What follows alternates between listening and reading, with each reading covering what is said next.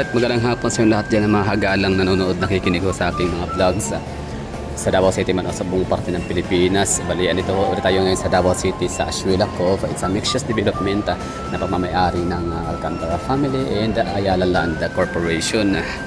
So, ang pag-uusapan natin tungkol ngayon is base sa ating caption, title, thumbnail na Davao City ang siyang isa sa pinaka richest city in the Philippines in terms of assets, no? So landed into number 8 or number 9 yata, alongside with Makati City, Quezon City, basta top 10 lang, no? So syempre ang mga kasama lang ho dyan outside Manila is Davao City and Iloilo City. Congratulations, I think nasa number 7 or number 6 yata sila landed.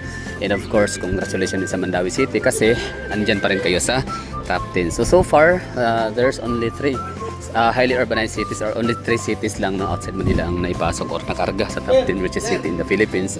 Pero yung dating pasok din consistently na Cebu City, parang nawala yata sila, no, sa spot. So I don't know what happened. Anyway, so yun na nga, bali least richest city in the Philippines ang Davao City in terms of assets. Pero Davao City ang may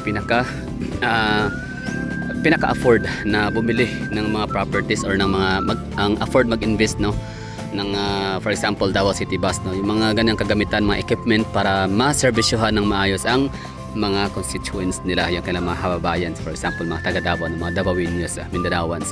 So ano ba tinutukoy ko dito? So we're talking about city buses. Yung city buses kasi sa Pilipinas, hindi kasi lahat ng mga mega cities and cities ay meron yan, no? So it's only Davao City, as far as I know, it's only Davao City and Quezon City ang merong tumatakbong mga city buses na free rides, walang bayad, libre lang ho yun. So at maganda din.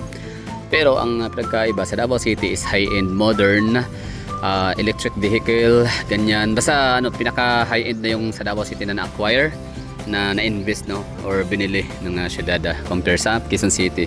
And sabi ko, pinaka mas maraming nabili ang Davao City. We have 10 units of electric buses na tumatakbo sa syudad, nagde-deliver ng mga pasahero from different directions or different locations, no, sa Davao City.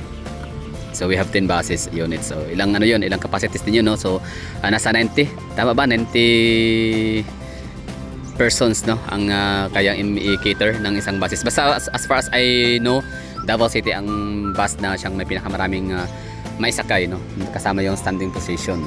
Tapos sino ba yung kasama ng Davao City na merong ganyang free rides, no? It's Pasig City, of course. The Pasig City isa sa pinakamayaman.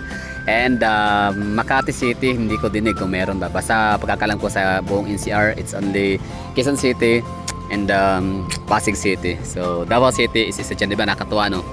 So hindi kuripot ang Davao City pagdating sa investments para sa kababayan ho nila. Okay, let's go to naman, kuripot. So ito nga, nakapagtataka base sa comment section, ha. I mean, nitong huli kasi kahapon, nabanggit ko kasi doon na kung kaya ng Davao City na mag-acquire ng sige, lakad tayo. Kung kaya ng Davao City na mag-acquire ng 10 buses na free rides, modernized, high-tech, high-end, world-class, kung afford nila, no, na mag-acquire ng ganun karaming buses, 10 units, bakit ang Quezon City hindi? Bakit ang although afford naman naman, pero given na yan, kahit pa kahit pa mag-acquire ng 22,000 pieces na bus units ang Quezon City, hindi siya nakapagtataka, no surprise at all, kasi siya pinakamayaman nga, mantakin mo 400 billions. Oo, ang kalang assets, 400, yes, or nasa 500 billions. Di ako sure kung alin doon ang pinaka nila ngayon. Hindi ba ako nakapanood sa Wikipedia, nakasilip, no? So baka nasa 500 billion na sila. Assets lang yan, hindi yan GDP. Oh, so samantala sa Davao City nasa nasa 5 digits billions lang, no? At na 30 billions, 40 billions, mga ganyan, no? Pero bakit afford ng bakit afford ng Davao City, di ba? O bakit 8 lang ang nabili ng Quezon City, no? Madhamak pa rin na mas marami ang nabibili ng Davao City in terms of seats. I mean, mga buses, for example. So hindi nakapagtataka kung makabili ang Quezon City ng ganun kasi nga sobrang yaman nila. Pero yun pala, ako yung na-surprise sa kanilang sa kanilang mga comment section na yun palang buses nila ay renta. Oo. Anyway, so balikan naman bago yung renta na usapan, kwentuhan. Ang sabi kasi doon is napanood ko yung parang article yata ng Sunstar Davao na Quezon City ay nag-acquire ulit ng 8 unit, oo, na lowered entry bus units, no. So ibig sabihin ng lowered entry bus unit yung naka-lowered siya, no, lowered tayo, tas para yung mga naka-wheelchair, yung mga PWDs, senior citizens, pwedeng sumakay, pwedeng sumampa, no, anytime. Okay, so yun, bali 8 ulit, no. So meron silang total of 16. So far sila yung pinakamarami na unit na free rides ng mga buses sa city. So congratulations, kasi 3 million din ng no, ang tao sa Quezon City. Davao City is 2 million mahigit din, 2 million 80 if I'm not mistaken. So ngayon ang nangyari is meron nag-comment doon, no, sabi niya na ang yaman-yaman ng Quezon City pero bakit renta? Oo, for list lang daw, nag-list lang sila ng nag-list lang sila ng unit, hindi talaga nila binili. Oo, di ba? So ibig sabihin nun daw commission, no, meron daw kasing kickback, may commission kapag ka renta, ganun. So syempre magre-renta daw sila sa mga kakilala. Si Joy Belmonte, no, for example, yung mayor ng QC, so magre-rent daw siya ng mga buses sa kumpanya na medyo kakilala nila, tapos mayroong kickback, may patong, ganyan, kung ano pa mga form of corruption. Although yun ay galing sa comment section lang din naman, na yun na nga nakapagtataka na sobrang yaman naman talaga ng Quezon City, pero bakit renta lang, di ba? Pwede namang bumili talaga. So bakit ba ang Davao City nagawang magbili ng 10 units for free rides, na hindi naman talaga daw ganyan kayaman ang Davao City in terms of assets.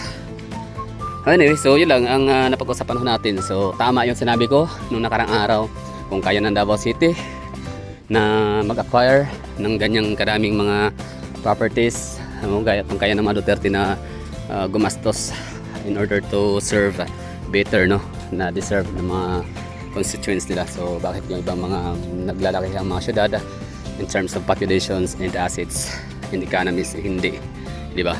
So simple means isa lang talaga ang sagot dyan. Talagang yung Duterte lang talaga yung mayroong malinaw na political will, malinaw na mayroong leadership, malinaw na mayroon talaga sila ang isang salita na kapag ka-eleksyon sinabi nila talagang to work for the people. Sila talaga ang tunay na public servants, public service, no, walang pagkikibit balikat. Ibig sabihin wala silang self-vested interest na nilalagay sa kanilang mga paninerbisyo ng mga katungkulan nila o yung mga posisyon na meron sila ngayon dahil sa binoto sila ng taong bayan, di ba? So yun lang yun ang pinakasimpleng sagot dyan. So bakit nga ba, no? So congrats pala ng mga taga Quezon City, pero kulang talaga yung 16. We're not complaining, ha. As I've said, hindi nakapagtataka kahit pa 2,000 yung orderin bibilihin ng Quezon City para para sa free rides, no. Afford nila yan kasi nga 500 roughly, no, o more or less 400 to 500 billion ang kailang assets, total of assets. So Davao City mas marami pa rin, no, 10 units, tas lahat yun cash, I mean yun ay bayad, no. And ito pa, grabe, no, zero base debt free ang Davao City. Isa yun sa pinaka-achievement din talaga, no, na dinidiscredit ang iba. Kung kurakot daw ang Duterte, pero kung kurakot ang Duterte, di sana ibinaon niya sa utang ang Davao City tapos walang proyekto. Hindi, ang daming magagandang proyekto, ang daming mga polisiya, insurgency free ang Davao City. Doon pala ang katakot-takot na pera, no, ang gagastusin dyan para makakuha ka ng mga intelligence report kung saan nagtatago yung mga kriminal o mga NPA, mga terorista, lahat. So billions of funds talaga kailangan dyan para masugpo yung mga mga terrorist groups and that terrorist activities. Di ba? Galing, no? So tapos debt free pa. Nakapag underground cabling system, di ba? Mahal yan. Medyo expensive yan. Oo. Na magbaon ng mga kuryente, gawin mga kabling kuryente. So ngayon, sagutin nyo, no, sa mga naniniwala pa rin dyan na kurakot ang mga Duterte, lalo na si VP Sara Duterte. So paki-explain daw. Care to explain, please. Gamitin nyo yung pinaka-intellect. Na, di ba, sabi nyo, pinaka most intellectual person talaga yung mga nagsusuporta sa mga Pinklawan, Kakampik, mga ganyan, no. Dilawan. Tapos ang mga DDS daw ay mga hindi daw matatalino. Sige, care to explain bakit zero debt ang debt free ang Davao City.